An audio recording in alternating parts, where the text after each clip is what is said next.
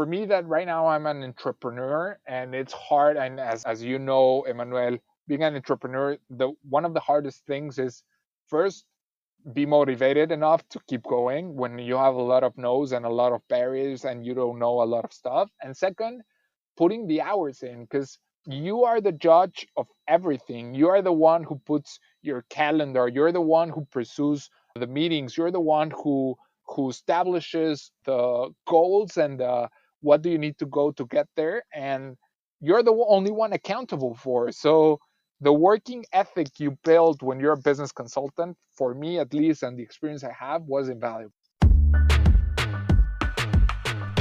Welcome to the Chemical Engineering Guys podcast, a show in which we share stories and tips from chemical and process engineers. We talk about student and professional life, as well as important aspects of products, processes, industries, and companies. But more importantly, what are the paths that these unique individuals are taking in this ever-changing world? Let's get started. What's up, guys? Welcome once again to this new episode. This time I have one of my best friends, Fernando Tello, or simply Mr. Tello. He is currently I would say between Dallas and Miami. He's currently working as a real estate investment guy. I don't know how to say guy or company consultant, Real estate investor. real estate investment.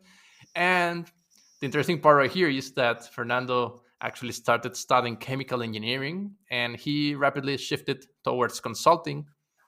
And then in a epiphany he got back there in Bilbao, he decided to go and check out real estate with the family business. So Fernando, I think the best person always to introduce himself is, of course, that person. So Mr. Tello, can you let us know a little bit on yourself? Where did you study, your background, and so on? Hey, Emmanuel, how are you? First of all, thank you very much for inviting me to your podcast. I'm quite honored. This is the first time I'm in a podcast, and to be honest, I'm a little bit nervous. And since it's the first time, I guess it's natural, but super excited to be here. So, hello to everyone. My name is Fernando Tello. I'm a chemical engineer for study, but a real estate investor currently, as Emmanuel said, living in between Dallas and Miami, South Florida. And yeah, guys, my career started as a chemical engineer. I was studying there. To be honest, that's the place I met Emmanuel, one of the most brilliant guys I've ever met. And while we were studying in Monterey Tech, I realized that chemical engineer, like inside being in a plant and being working with pressure valves and tanks and all this chemical engineer core wasn't my true passion. So I became involved or tried to flip a lot on the management side and on the business consulting side and shift my gears towards a business consulting career. After that, I realized as well that even though business consulting was one of my passions, solving problems and solving issues, the lifestyle of a business consultant was not of my liking, to be honest. And then I started shifting towards what a business could actually provide the lifestyle I really wanted to, and realized there was a big opportunity on a business family on the family business, sorry, that was related to real estate. And I talked to my family, start, let's say, putting together all the business, and from there I start on this real estate investment journey, basically. Okay, that's a very interesting background, Tello. To be honest, I only knew that you were working with a family business, but I didn't know exactly what you were doing. So this previous chat was great to know what you're doing right now. Fernando, let's go back in time. And first things first. So why did you decide to study chemical engineering? Well, to be honest, two things come to mind. To be the first one is about ego purposes or ego reasons, because chemical engineer, as you know, in our school, it's supposed to be the hardest, if not the second hardest major in the whole school, right? So everyone, when you said, "Yeah, I'm a chemical engineer," everyone was like, "Are you nuts? How do you manage to go through that major?" And I love that challenge. But the second, and to be honest, the most important one was when I met the person responsible for the whole major, which was Veronica Patiño. You know her as well.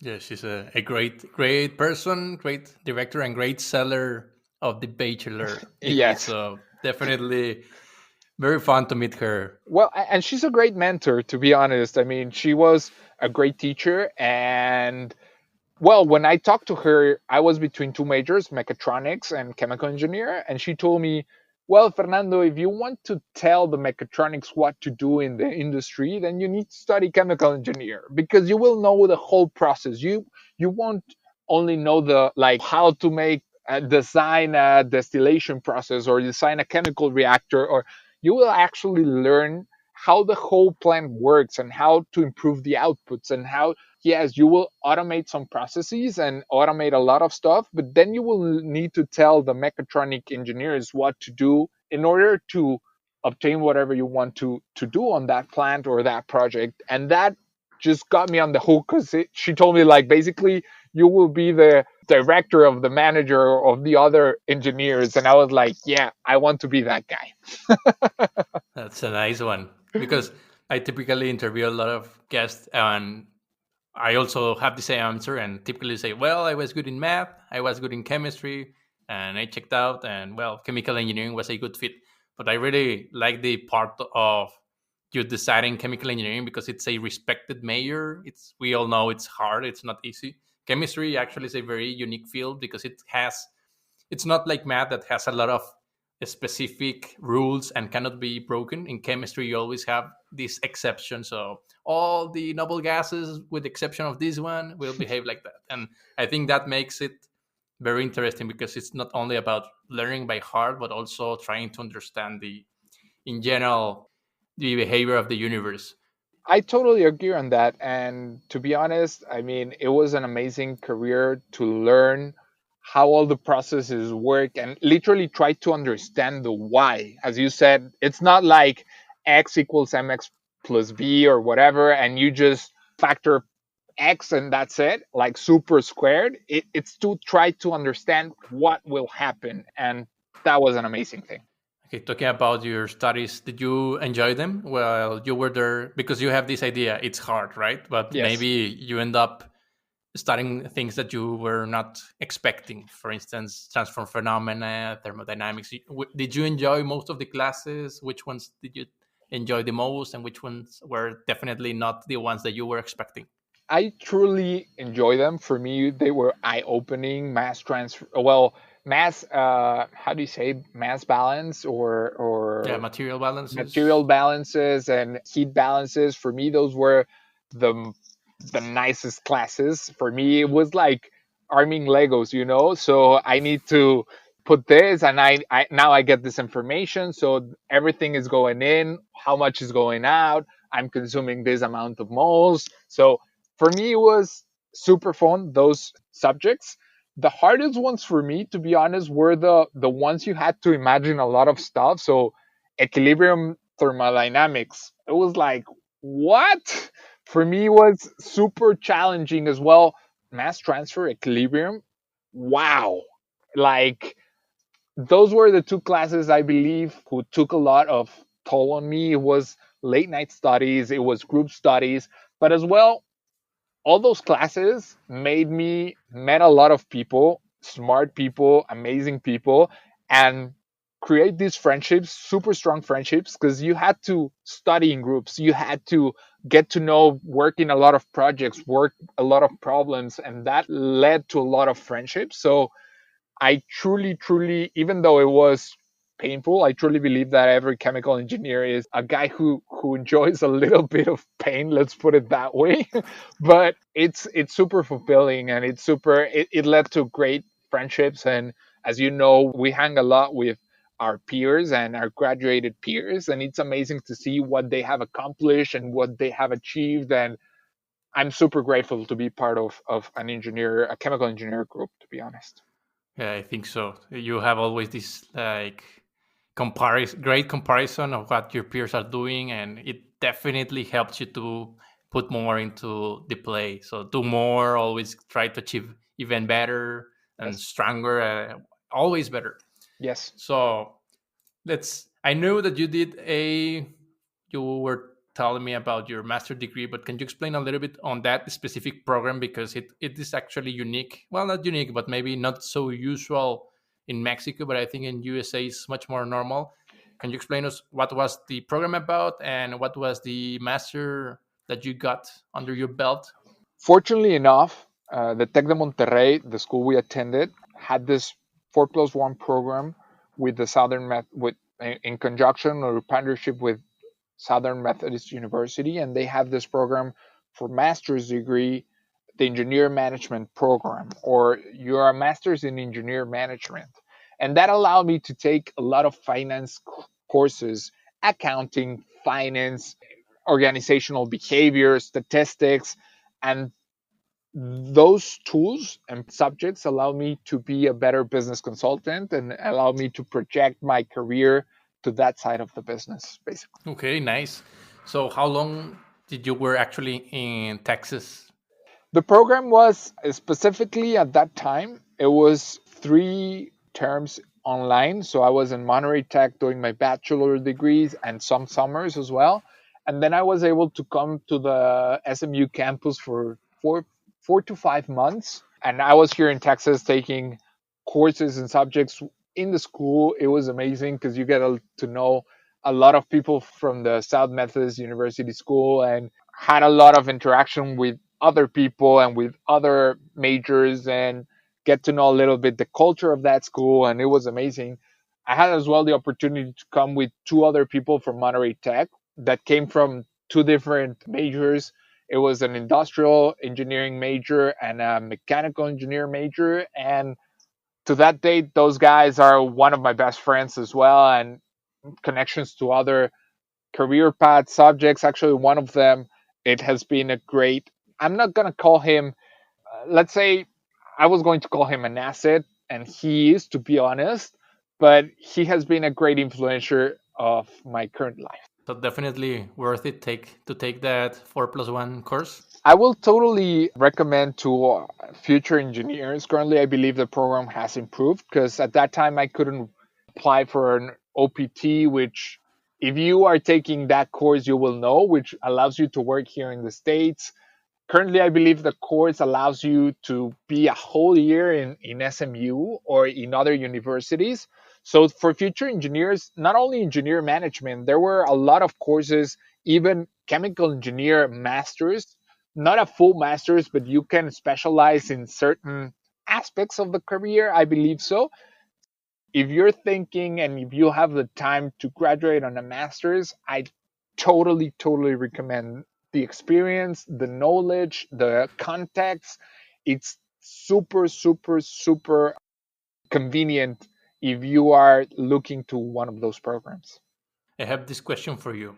Did you selected this because you wanted the degree itself, or because you wanted to try maybe something in America? Wow, that's a great question. To be honest, both. I mean, it was the most managerial masters at that time that I could do.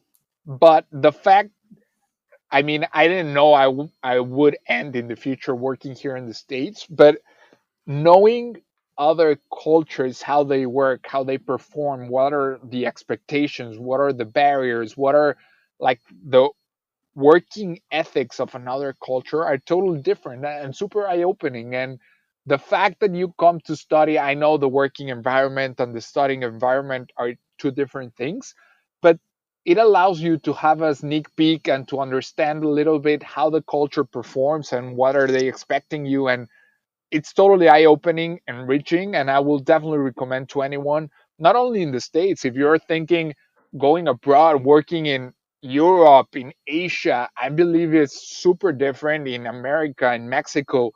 If you want to open business there, it's super enriching and important to understand the culture and the perspective.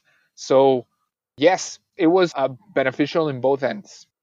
Yeah, I would also agree that having this like experience, and especially a degree from the US, will help you maybe to standardize, or it will be easier for you to show your, let's say, CV or profile to say, I have a master degree from the Southern Methodist University. So they would say, oh, at least he has, let's say, the level or Yes, it opens a lot of doors. At the end of the day, I believe degrees and bachelors and masters and professional courses you take, it opens doors and it allows you to start the conversations with a lot of people.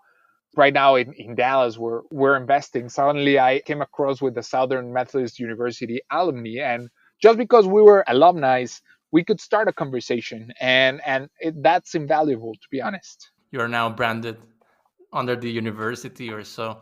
And my question will be, Fernando, did the degree, is it like a one degree for master degree from the University of the US, or is it also a degree from the university in Mexico, or is it one degree which says that you have this, let's say, half and half? How is it the degree stated? You have two different degrees. I have my degree from the bachelor's in Mexico and my degree from the master's in the US. The degree comes from Southern Methodist University. It doesn't come from Tec de Monterrey or doesn't come from. So definitely, you have two degrees, two different. Like the schools recognize both of them, but they're independent too. That's nice because then you have this like very American degree and this very Mexican degree, and it's easy, especially if you're in between. Like maybe you're wanting to go US or stay in Mexico. It's easy to just show those degrees in order to just simplify the this explanation to your boss. Maybe to say, "Oh, this is the degree from here," and blah blah blah. I think it's Exactly. nice to have that separated. Yes. Tello, once that you finished back there your master degree, I know that you started working. So when you finished your degree, what was your very first, like say, thoughts? Were you wanting to go directly to the industry, or why consulting? So what were your mindset? My mindset by finishing at the end of my master's degree was about I was passionate of becoming a business consultant. I was passionate about when I understand what McKinsey, Boston Consulting Group, or Bain were actually doing. I became super passionate about it. The fact I believe these companies and the consulting world, or the only job description is you're there for solving problems. That's it. Whatever problem there it may come, it doesn't matter if you know it, if you don't, if you have the expertise, if you don't, you're there to solve a client issue. If it's even a financial, an industrial, a process, a marketing, a restructure, it doesn't matter. You're there to solve issues. And for me, I guess what I become or what I believe the chemical engineer bachelor and makes you great at, it's becoming in love with the problem. And that was for me the boost to go for a business consulting. And I'm a guy as well who becomes super bored super fast. I have this mindset of learning a lot of stuff quickly, and business consulting allowed me to do that because you're in a project for 6 months, a year, 3 months on different industries, and that allows you to learn a lot of different industries as well. A business consultant always has, like, when you have 3 or 4 different projects, when you don't know what you want in life, like future, it allows you to try different industries. So if you like the retail industry, you maybe work on a project of, I don't know, with PepsiCo or with a retail company or whatever. And if you want, I don't know, a chemical career, you may go to a chemical plant or oil and gas, or it allows you to try different industries. And if suddenly you came across with your passion, then you can actually harness your skills and specialize your tool belt and everything you want to know or do towards that industry. And for me, that was the mindset I was pursuing.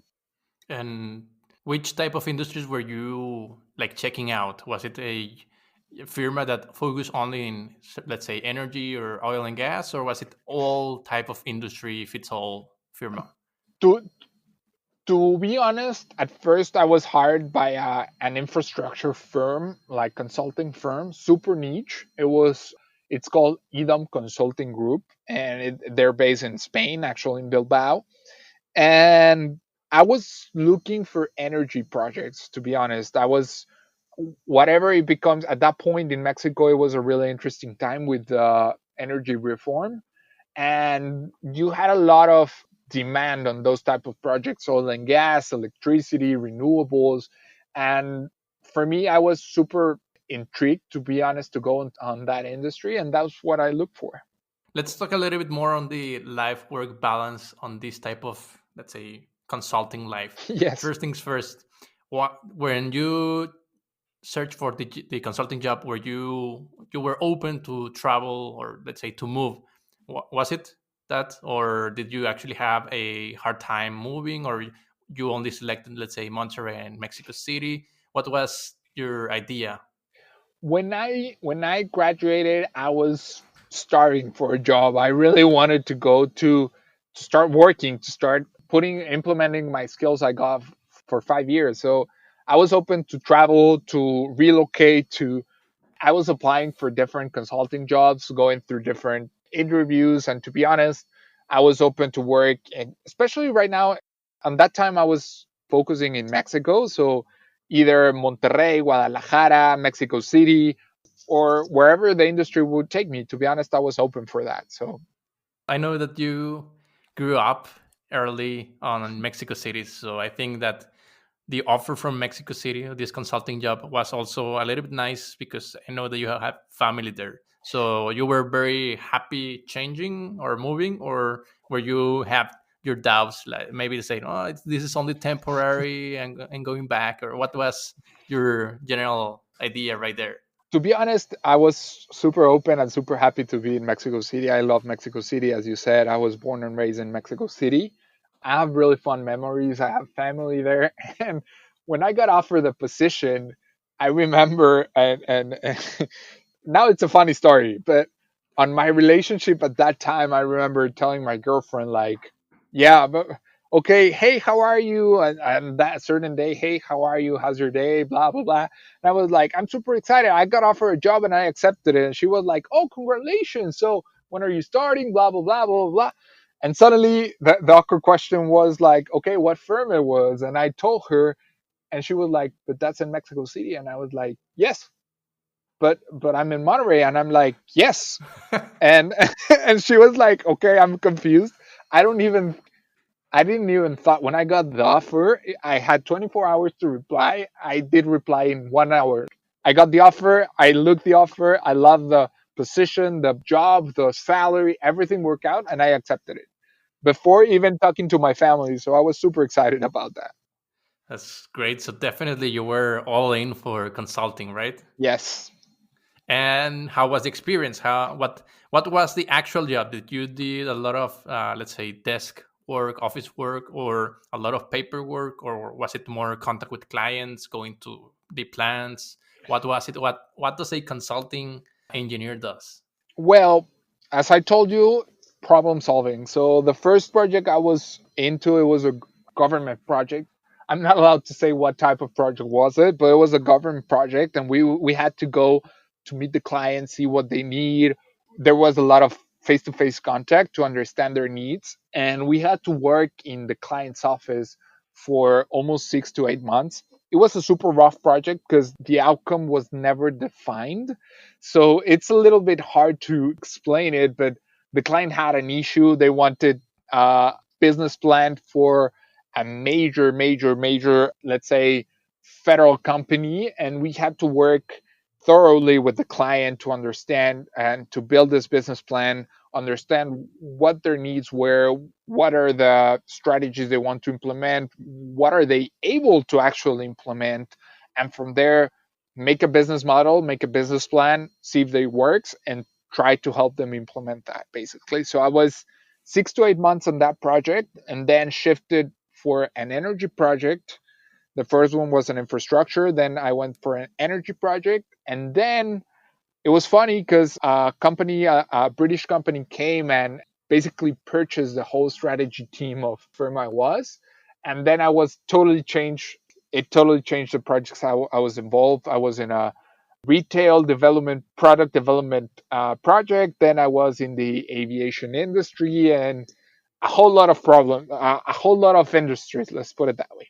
That's what you wanted to have, right? Yes, I was super passionate, super happy, except for the long hours. I mean, if you go to business consulting, you have to be willing to work almost 16 to 20 hours a day, 7 days a week. I mean, I remember the first time my boss told me like, "Yeah, see you tomorrow," and I was like, "It's Friday," and he was like, "Yeah, see you tomorrow," and then on Saturday we finished. I don't know, it was from 12 to 7, and he was like, "Yeah, see you tomorrow." And I was like, Sunday. "Man, it's Sunday." And he was like, "Yeah, see you tomorrow. We need to finish this deliverable."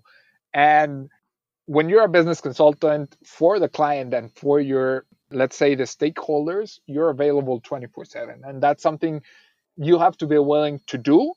Obviously now, and I know for a fact and for certain peers that have been in this industry a lot more than I was, they're trying to balance a lot the work-life balance. But at least in my time and when I was there, it was super rough and super, I mean, totally worth it because the experience and the exposure and all the knowledge you get, it's amazing. But you have to be willing to put those hours in. Yeah, I think the life of a business consultant might be, it's typically very rough. And what I'd say is that you need to sell your life at the moment in order to see the, or to actually harvest the results in maybe 3 to 5 years, which I think is great. At least you know there's something coming relatively fast, because maybe in other type of companies it will take longer. So, what do you think about? Is there an easy way to climb the ladder in the business consulting world? I don't believe there's an easy way. At the end of the day, I mean, the major consulting firms, they have this, or at least at my time, I'm talking about only my experience, and please, I don't know their current frameworks, but they are a lot of up or out, basically. Either you go up or you get invited to go and join the industry, basically. So you go there, it's super structured, it's super demanding, and it's super professional, and you have basically the way that almost all these firms work, the major firms, is you go as a analyst, you have 2 to 3 years to get into a business analyst or a consultant. Basically you just jump up two steps. You go for a master's degree, which they pay the top universities. You come back, you become a manager or a junior manager. You have 2 years or 3 years to become a business manager, and then you start developing clients. So basically, in 6 years, you become what in the regular industry will become in 10 years or so, or 12 years. But you have to understand that those experiences will be compacted to you on that amount of time. It doesn't like, it's just a speed framework, but you will get those hours in. And that's what, that's what you need to understand and be willing to do. And if you're willing to do it, it's super rewarding, but it's not for everyone. Yeah, I think it's definitely a very unique profile. Actually, I will say that.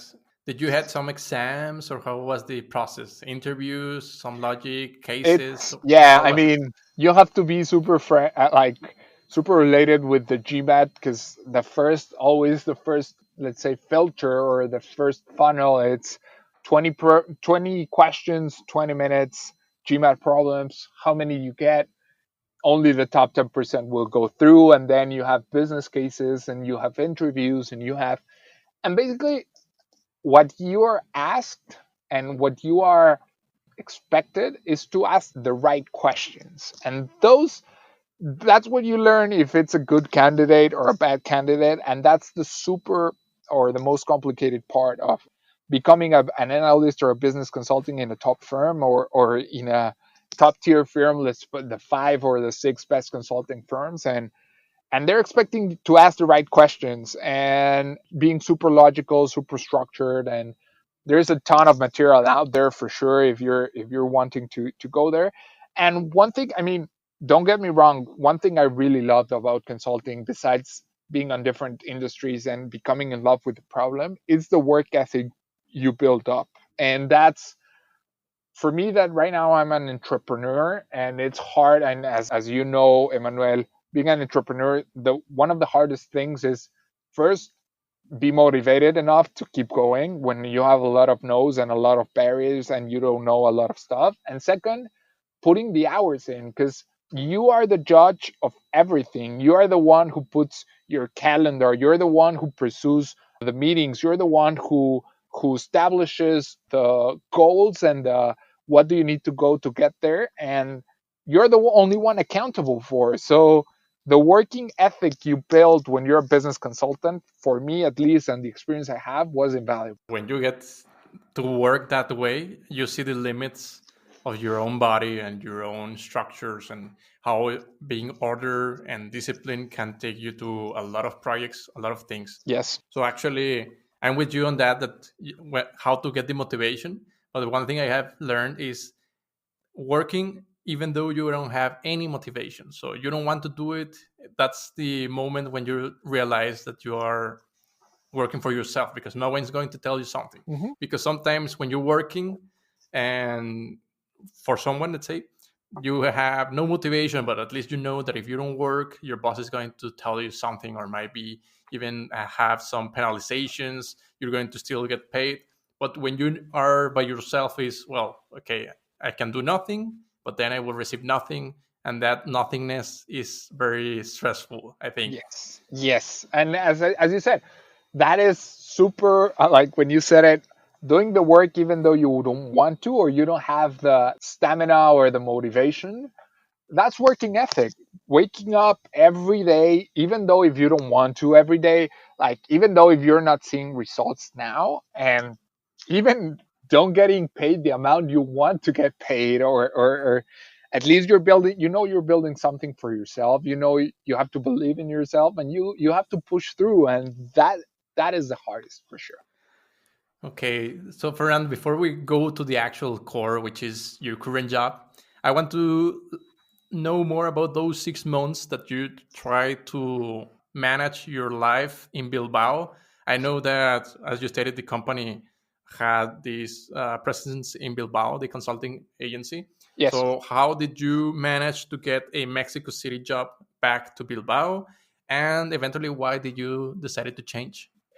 Well, it was a lot of coincidences, and to be honest, my boss was super supportive. I mean, I cannot take the credit for that. I had at that time I had a personal uh, issue I need to solve. I needed to solve personally in Portugal, so I went to talk to him and said, "Hey, I have this issue. I need either to quit my job and go there and maybe come back afterwards, or I need to take 2 or 3 months and then see if there's a chance I can come back and keep working." Right at that point, I pitched the idea of being a remote worker, and then he proposed, you know what, we're opening the business office in Bilbao.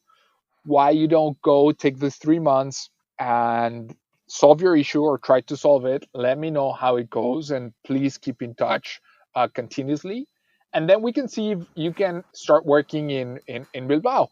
Fortunately enough, I have my father was a Portuguese, or uh, like I have a my family is from Portugal, or my father's family comes from Portugal, so I have a Portuguese passport.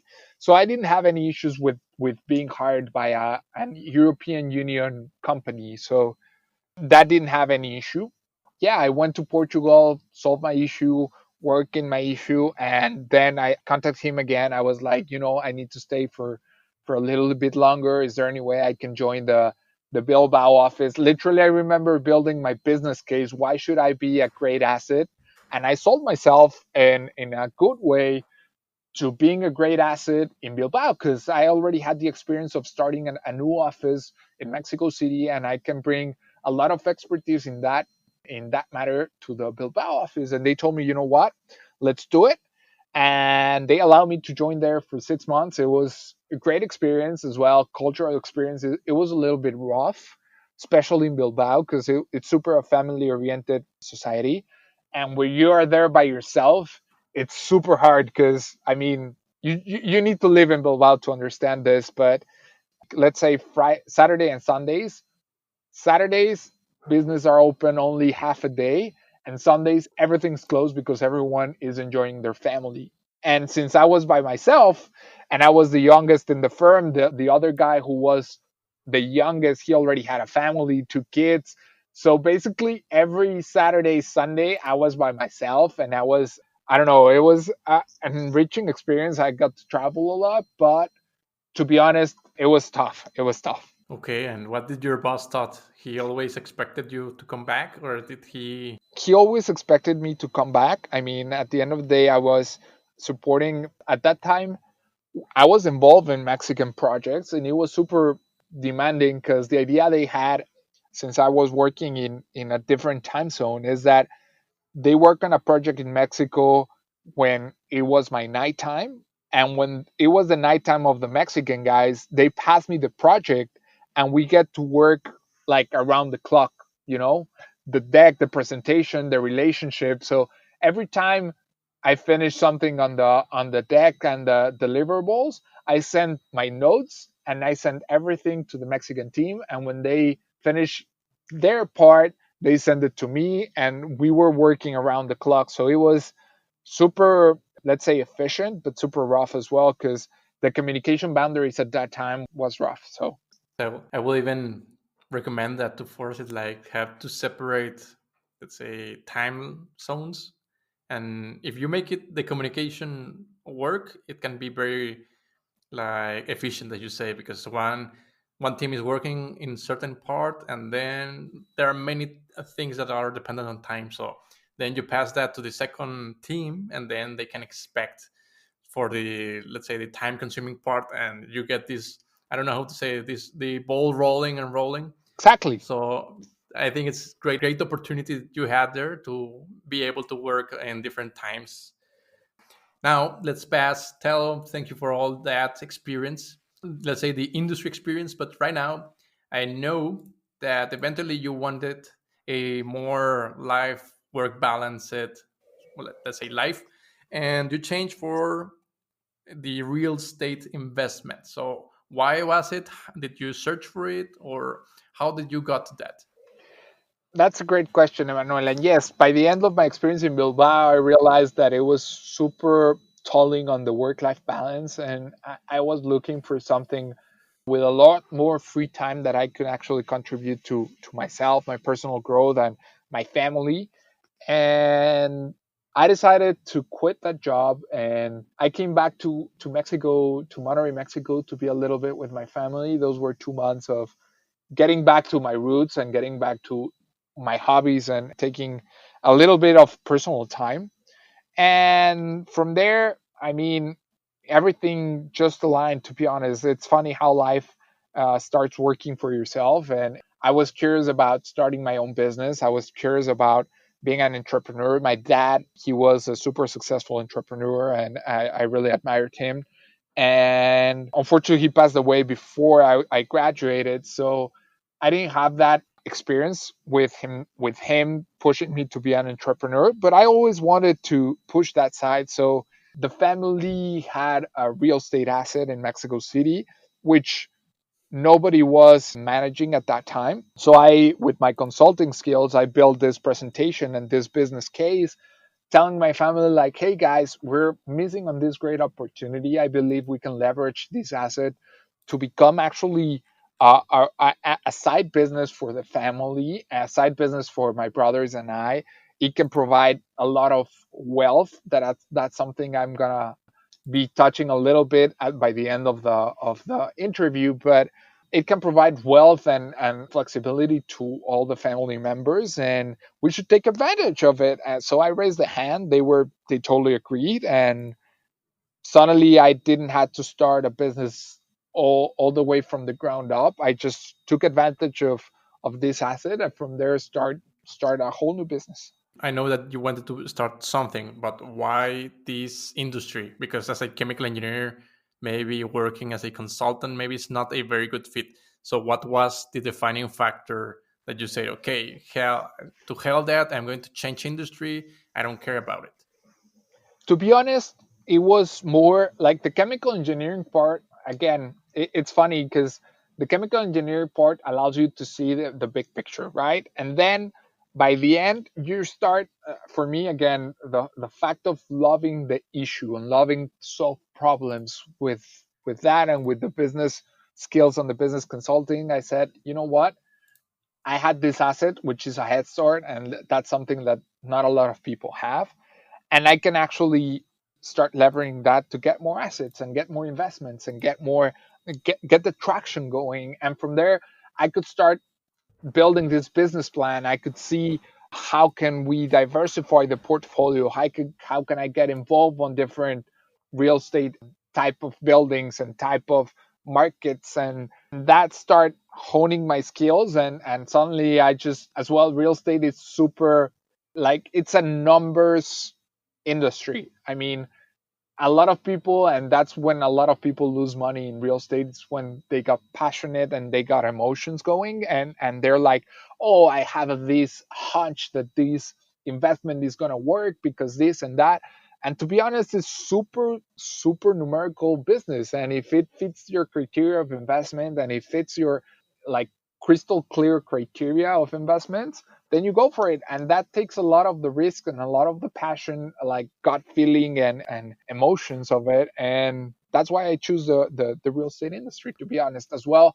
It gave me the flexibility to be wherever I wanted to be. And that's what's allowing me to live here in Dallas. In the next couple of weeks, I'm moving to South Florida. And I'm managing real estate in Mexico City, in Monterrey, Mexico, in San Luis Potosí, in Oklahoma. And if God allows, it will, in the future, I'll be able to manage as well properties in Portugal. And I mean, that's the dream, right? Tello, now that you are already in the real estate industry or investment, can you let us know how, for instance, you use your, let's say, background in chemical engineering and also in business consulting in order to assess whether or not a property, let it be an apartment building or so, is convenient? Or how do you have certain tools? Which are those tools? Or is it more like a hunch? How do you cope with that? Yeah, that's a great question. Remember, I told you one of my, like, one of the best subjects in chemical engineering was mass balance and heat balance. At the end, those are basically what it comes in plus minus what it goes out plus what you produce minus you consume equals what it's accumulated, right? Basically, that's one of the things I really learned by heart. And in real estate industry is basically the same. What you, I mean, how do you go in is basically, or what it goes in into the deal. Basically, it's how much you offer to the property, how much you purchase the property, minus, I mean, you have to consider what are you going to put into the property. Basically, what are the repairs, the maintenance, the hold up cost. And then you need, that will get you the, what's your total cost. And then you can make analysis and studies of what will be the after repair value of the property. And then you can, it's a simple adds and subtractions, basically sums and additions and subtractions. And at the end of the day, you know how much money you're going to get from each deal. And that's how you basically remove all the passion with regards, oh, I love this property, I really like the area, I really like that. Now, how you diversify risk, basically, as in any other industry and an investment industry, you just have to diversify the type of property, the market you're in. You definitely need to know what you're doing, maybe creating a niche of, if you want to invest in multifamily property or commercial real estate or office buildings or malls or retail spaces, definitely create that expertise. But you have to consider that, okay, if you only have commercial real estate and the commercial real estate business with Amazon right now, it's going wrong, then you have a big exposure to risk. And what you do basically is diversify. So currently we are in Mexico, we're in the commercial office space or retail space, right? In San Luis Potosí, we're more in the retail space. Here in the States, we're in the apartment building and residential space. So we're trying to diversify type of No. buildings and markets to reduce the risks. So I don't know if you want to say something related to this new life. So what does it feels to have? I don't know how that much capital to work with, or maybe what does it feel to be able to move wherever you want with this new job? So let me know more on this job, because I'm not that familiar with it, so I don't know how what exactly to ask. But let me know your input as a chemical engineer that has been working in the industry and now it's working in the real estate. Well, I mean, what I could tell you, your first question, that how does it feel to have, let's put it, this freedom? And for me, that's what I value the most of changing industries and changing my career path. When you're an entrepreneur, yes, you have a lot of work you need to put in, but definitely I have the freedom to do whatever I want with the company. Obviously, you have to consider certain metrics, and you have to consider you have to give certain return to your investors, which in this case is my family. But I have the ability to work wherever I want, whenever I want, and have that ability to manage and control the direction of the business, right? And there's a good book that it's called A 4 Hour Week Job. And that's for me one of the goals, to be able to travel the world and be wherever I want, still managing and creating a profitable business. Now, for you to understand what I do a little bit better, it will be interesting or easier if I go into an example, basically, what we're trying to do here in the United States. Again, this is for the United States because Mexico, the interest rates and the way that the industry works is super different. But it will, if you like, we can go over an example, and I believe it will be a lot clearer for you what I do and how I do it. Yeah, that will be great, because I know we can talk a lot of this and it will be great for a unique episode. But just for the audience and also for myself, to be Okay. honest, I want to know this process and what do you do exactly with something tangible. So an example will be very great. Well, awesome. Yes, let's go for it. Let's Normally my process starts on analyzing deals. And what's that? Analyzing properties. Currently we're in the residential area.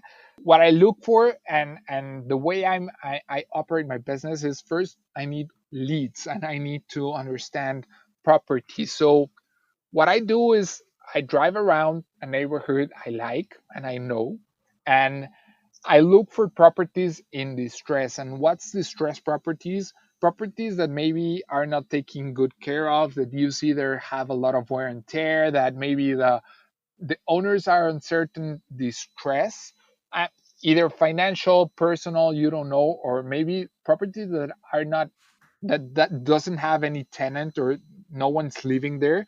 Vacant properties as well make a good, let's say, target for me, right? So after gathering a lot of properties, I tried to contact the owners. So there's a lot of apps that allow me to do that. And I start a direct marketing campaign. And I start selling, like, hey, if you're ever wanting to sell your house, or if you have any issues with your house and you want to sell the property as is, contact me. I'm willing to pay a cash offer, and I'm willing to understand what the problem is, and talk to you and walk you through what we can do and see how can we help each other, right? So let's say I drive a property, I already do my direct marketing appeal, and this guy contact me.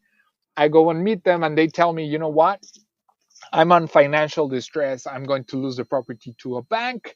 The property, it has a lot of wear and tear. I cannot pay more the mortgage. And I'm like, okay, perfect. No worries about it. I mean, let's see what we can do. So the way it works is, let's say I find a property and this guy contact me, and the property costs 100 pesos or whatever, $100, or right?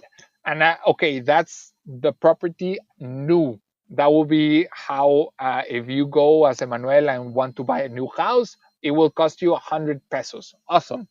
So I go with him and tell him, okay, the property new, it's gonna cost 100 pesos, but your property is not new. It needs 20 pesos that I will need to put in, or $20 I will need to put in order to make it a property worth 100 pesos. And he's like, yeah, right. You need to repair it, rehab it. Awesome. So now your property is 80 pesos, right? And I tell him, okay, for that, I need to pay taxes. I need to pay my marketing. I need to have cost, and I need to have profit for that. Yes. Let's say another 20 pesos are factored into that account. Awesome. So now I can tell the owner, you know what? I can offer you $60 for that property cash as is, and I can take over the property. And normally the owners of the property, depending on what on their position, they're like, okay, you know what? If I'm going to lose my property to the bank, but I have a lot of equity in the property, I prefer to sell it for 60 pesos and not on the market, because I cannot sell it as a valuable asset on the market, on the regular market. And I tell them, oh, awesome, let's do the deal. Everyone's a win-win situation. I solve their issue, they solved my issue, and now I have this property. I can put 20 pesos and sell it for 100 pesos. And that cycle is the one I'm pursuing, right? There's another strategy, or more, let's say, advanced strategy here in the States, that you can actually refinance the property with a bank. And that will allow you, after you repair the property, so basically you buy the property in distress, you rehab the property, and now the property is worth 100 pesos, right? So if you go to a bank and tell them, I want to refinance this property, it's new here, it's you can analyze the property, see what it has been done, and the bank will say, awesome, you have a property that is worth 100 pesos. I will give you 75% of that amount and you can refinance it, basically a mortgage.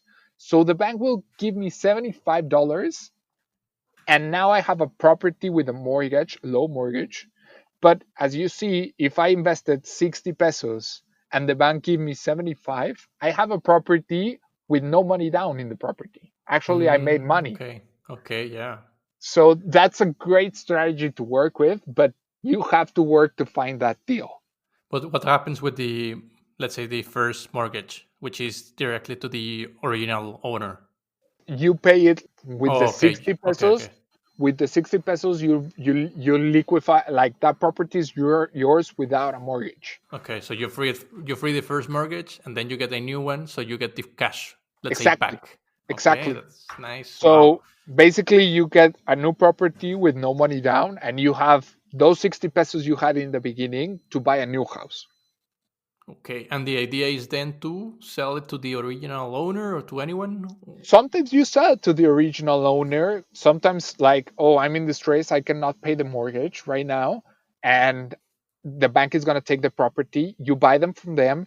They keep renting the property from you, even though it's your property now, and then you can sell it back with all the improvements, and they're willing to have another mortgage when they find a new job. At the end of the day, in this business is super relationship business, like relationship building oriented.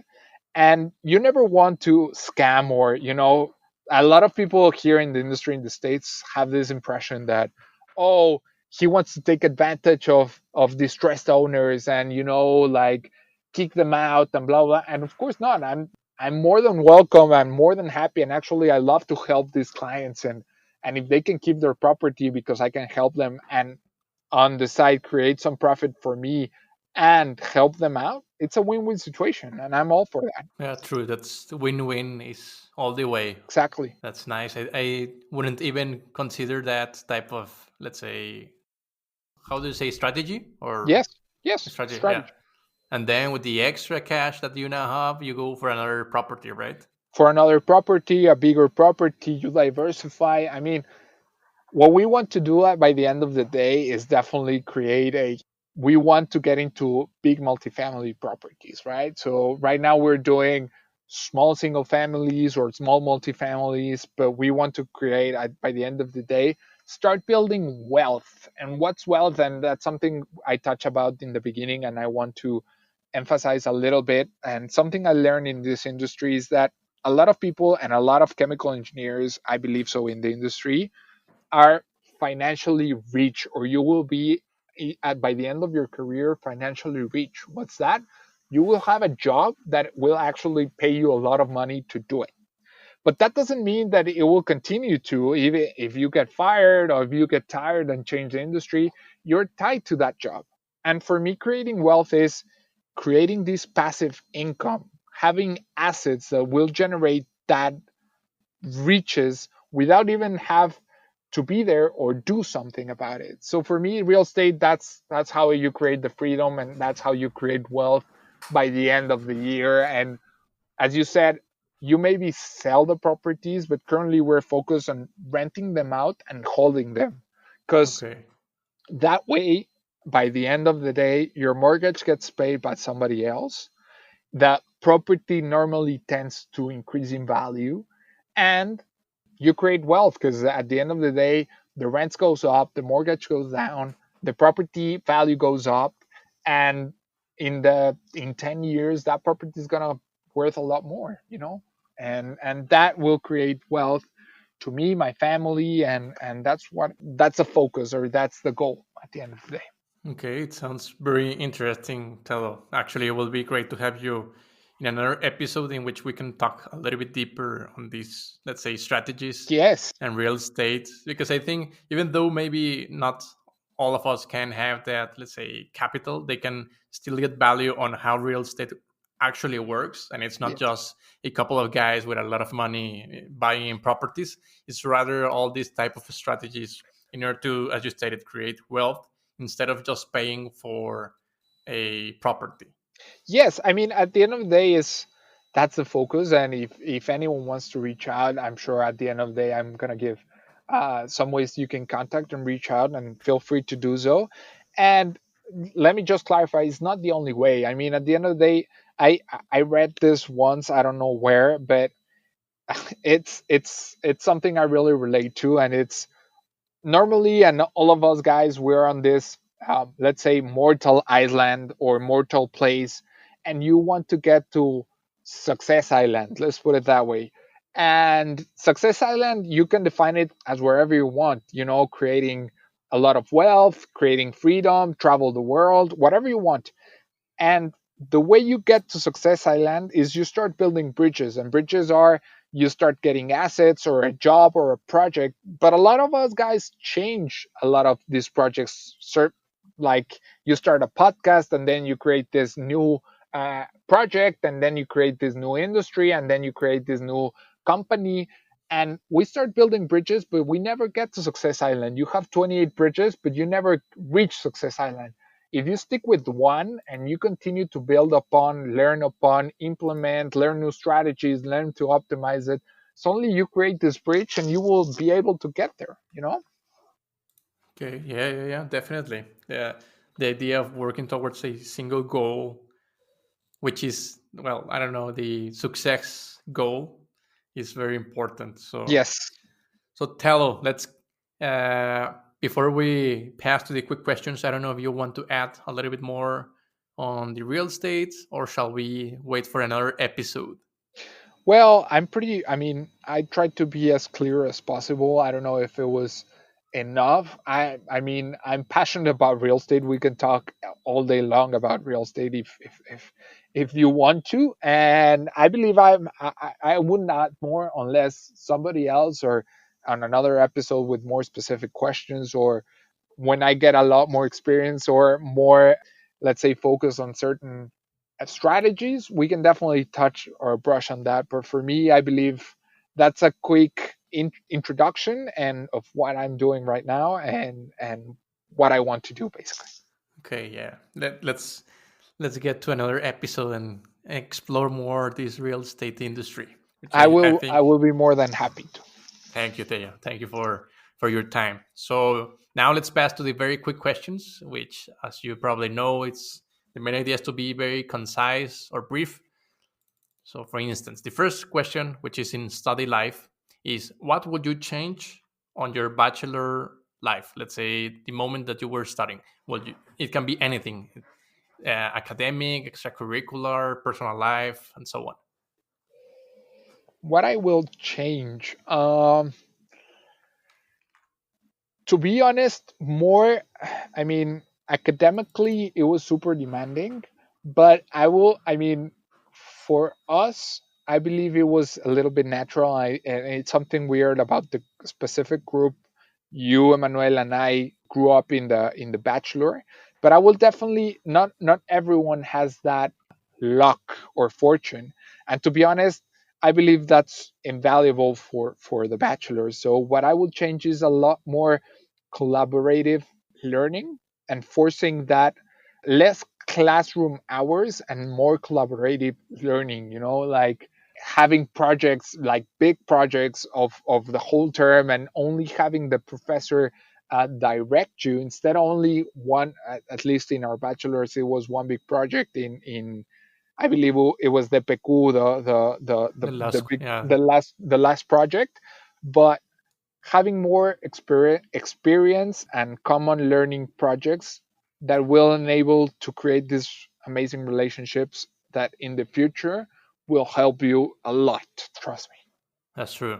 I also think that bachelor or let's say university is the moment to create a lot of network and contacts. So the idea that you're using is for sure going to help on that because when it's almost natural when you get along with other students, you converse, you talk about, and you create connections which are way much more lasting than just a classmate, right?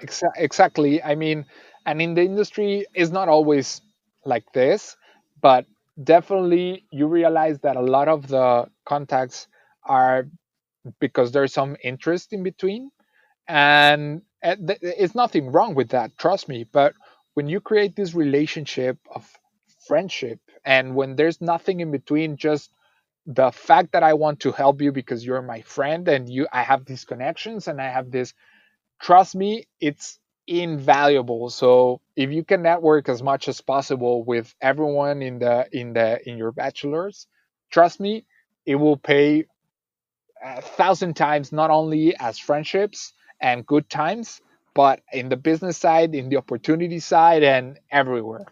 Yes, in the long run. In the So long run, yes. Tello, overrated stuff in chemical engineering. Okay, overrated stuff in the chemical bachelor's degree.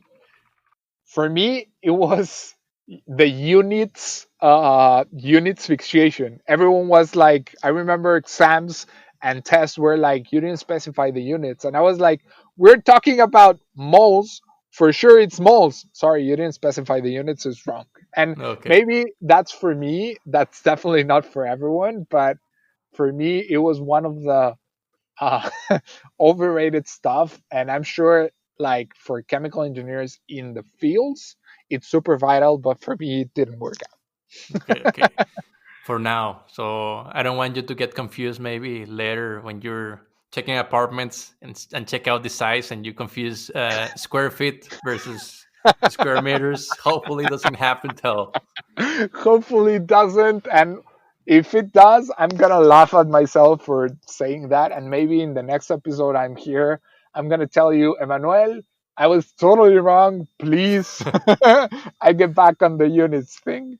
Okay. So great. Now, next one. What would you study other than chemical engineering with your current knowledge, or if you could go back, maybe say to young Tello, select this other major.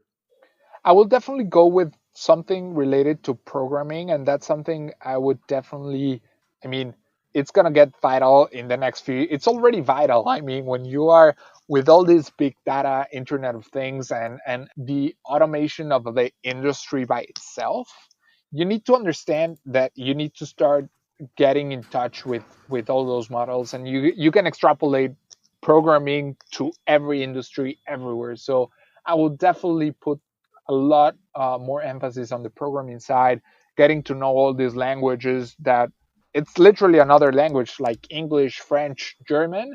The program language, Python, C++, I don't know, VBA, whatever you want to learn, that's something I will put a lot more emphasis in the bachelor's degree. Okay, that's nice. Okay, let's pass to the professional life questions. Yes. Did you have any, let's say, first non-chemical engineering job? Let's say waiter, server, or I don't know, whatever thing you worked before?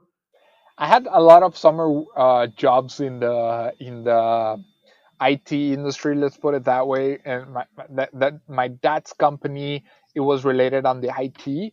And every time I tell the story as it starts, everyone believes like, oh, the junior guy who starts working in his dad company and nobody, it's gonna like he's only doing the fancy stuff. And trust me, my dad would make sure that it wasn't that way. So I was, when you are building, it's a little bit specific, but I was on the field, literally on the streets, putting together fiber optics to put on cables in the street.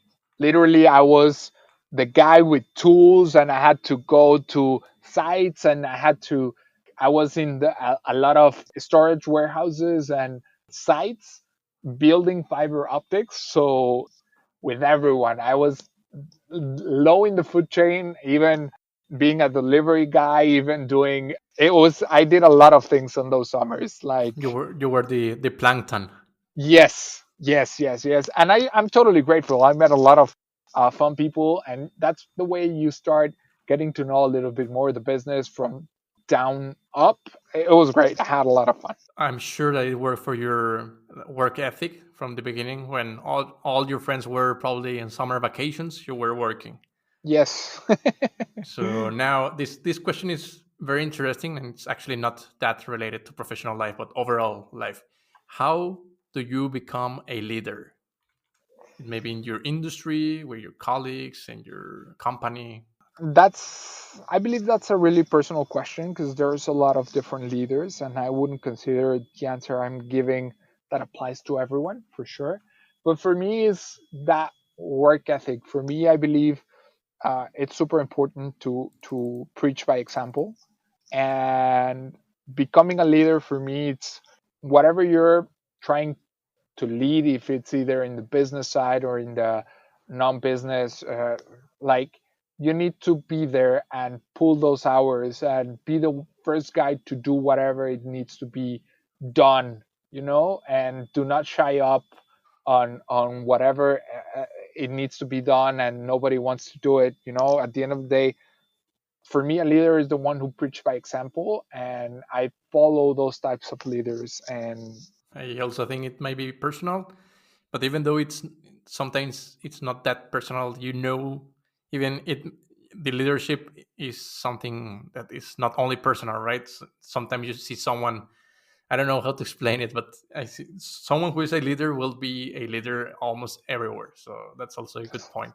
I totally agree, and everyone can get to become a leader at the end of the day, and I love this type of leadership who goes do things and By it's not shy example, by yeah. example, and even if they don't know what they're doing, but they go and do it and have the experience. And remember, good judgment comes from experience, and experience comes from bad judgment. So you need to go those that route for sure. Okay, another question.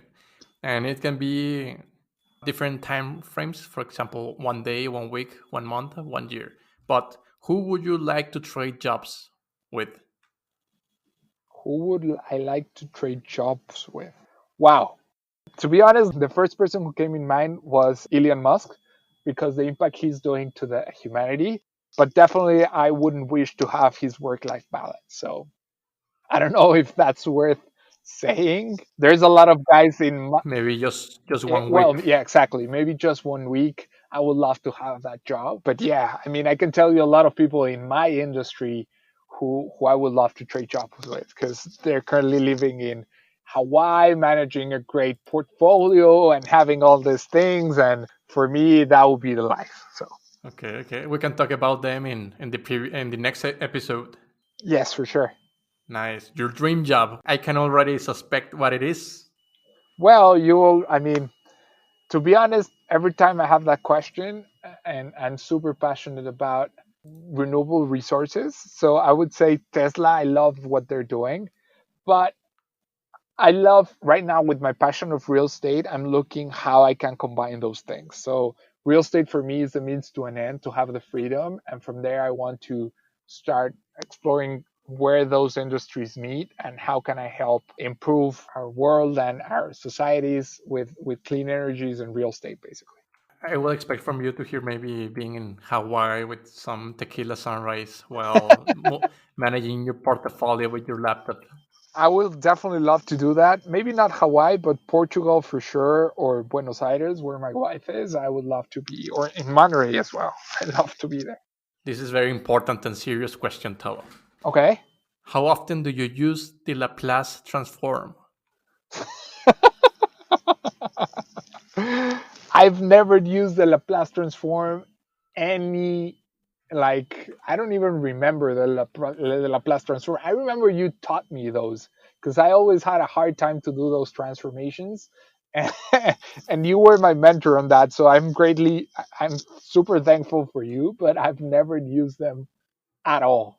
Okay, so it's funny. It's been like 9 or 10 interviews from several engineers, and I haven't found any engineer who has used it. So I'm still waiting, Tello. I believe you will be waiting for quite a while. Hopefully, there's some guys who are smarter than me and who can actually implement that Laplace transformation into the business side. Yeah, to be honest, I think someone that might be working in controls or automation, maybe I can get that. And even then, I would even think that they automate that. They will say me, no, that's like when do you actually multiply like a 3-digit number with another 3-digit number by hand? Like never. Okay, so next question: what was the best advice you were given? Wow. For me, and as a personal motive or motto in life, for me, the best advice was everything in life is about attitude. And yes, I mean, I can give you the biggest problem, or you're in the worst time of your life, and you can be, I mean, super negative about it, or you can see the opportunity in the same spot and you can be super excited about that issue and super excited about the same, like the same problem, and everything's about attitude and everything. The outcome is about attitude. And for me, that's the best advice and the biggest motto in my life. So Okay, let's always be positive, I think. yes, positive and energized. And I know it's not always possible. I mean, I'm a human being and I have bad days and I have bad perspectives and all that. But if you manage to change the perspective and have a positive attitude and have, a working attitude and have that drive, it will definitely change the way you live your life for sure, at least for me. Now let's go to much more relaxed questions, which are random facts. Okay. So, what do you use to activate in the workplace? Coffee, tea, energy drink, beer, wine? Well, beer. No, I don't know. I No, don't know. no. For me, my biggest. I'm really passionate about coffees, good coffees. I love to work in coffee shops where I can get a really good coffee, even though if it's a little bit expensive, it's a luxury I'm willing to pay to start with the right food as well. Something of a pro side of being married to an Argentinian girl is the mate, which is super energizing in the morning. I don't normally do it, but when I do it, I'm super focused. So it's good when I have to pull a lot of hours. I actually like mate as well. It's cool. So, what is one hobby that you want to develop eventually? One that I want to develop more, definitely one hobby that I want to develop more. Like Uh, maybe the fir- piano, karate, I don't know. Something. Well, now that you mention it, playing acoustic guitar has been one of my biggest passions, but I've never came around or given the time to do it. The second thing that comes to mind, snowboarding. I love snowboarding and skiing, and I haven't been able to do so in quite a while. And that's something I'm looking forward in the next couple of years to start putting more hours and more intention into it. Okay, nice. Fun fact here. I remember when we went snowboarding and Tello helped me to go for a big mountain and I fell and almost broke all my arms. I still remember that. So I want I'm to go back to snowboarding, but the green slopes only. Please, Emmanuel, I feel so guilty about that. We were on an amazing vacation and everyone was super excited. And I believe it was literally the first slope we went through, and you injured your arm. And I'm super, super ashamed with No, that. So it's fine. I know I shouldn't have, but you encouraged me to do something different. If I wouldn't fall there, maybe I will be very happy that Tello brought me to these slopes and I enjoyed it even more. But I don't know, it was bad luck, I think. it was a little bit of bad luck, yes, I have to be honest, because it wasn't that like super hard fall, I believe so, but the position you fell, Yeah, it it's was bad unfortunately, position. and yeah, man, we have to go back, and I Sure. promise I will not push you that hard to different slopes, but No, start no, no. small and growing big, and have a blast, man. Because I believe that that vacation was amazing. Yeah, that was great. We're gonna repeat that. Yes. So now let's pass to the last question. Which podcast do you hear or do you listen? Which do you recommend to the people? Well, I'm big passion. I will tell you three podcasts I hear currently, and one of them is the Bigger Pocket podcast. That's a great community of real estate investment here in the States. It's a business podcast. If you're ever into real estate in the States, I would definitely recommend. The other one I love politics. I'm a politician guy who loves to understand why everything's happening, especially in Mexico. So I hear Alto Parlante. I don't know if you have heard of it, Yes, but that's local I, guys from here, from local Monterrey. guys from Monterrey, I really love it, and definitely that's something to I look forward. And the other one, it was as well a local podcast. It was Epicentro MX of news, sports news, and some politics. Now they've stopped, so I don't know. I need to shift some gears. And the Chemical Engineer Guy podcast, man. Thank you, thank you, thank you for your recommendations, Tal. So I think these were the last quick questions. Thank you for answering them, Tal. I don't know if you want to make a closure for the episode. Yeah, for sure. I mean, thank you very much. First of all, thank you very much for the opportunity. I don't know if we stretch it a little bit, but when I'm comfortable, I tend to talk a lot and I enjoy talking a lot. But if any of the viewers wants to reach out, has any questions with regards consulting, real estate, business, international businesses, with regards starting a business in the States or working in the real estate industry, either in Mexico or in the United States, feel free to reach me out. I mean, at the end of the day, the contact information. I don't know if there's Yes, some I will be adding a blog post, and there I can post all your contact info, perfect. email, LinkedIn. Exactly. I'm gonna. You can find me on LinkedIn. You can find me. Shoot an email with the contact information. It's gonna be there on the blog post, and I'll be more than happy to introduce myself. Feel free to reach out and talk a little bit more about what we talk here in the podcast. Okay, well, thank you, Tello, for being here. Thank you very much, Emmanuel. Have a great day, and please continue to create this amazing content for our peers and so they can have a better understanding what a chemical engineer, the versatility of studying chemical engineer, and they can pursue basically whatever they want. That's true. That's true. Chemical engineering has no limits. So, guys, you already heard it from Fernando Tello himself. There's always something else going on in chemical engineering. So, thank you for joining us, and we will see each other in the next episodes. Bye bye. Thanks for joining us. I hope you enjoyed the episode.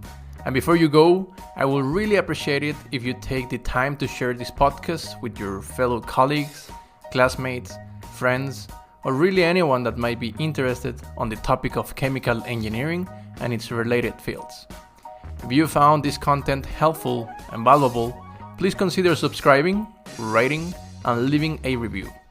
Thank you so much for your support. It really means a lot.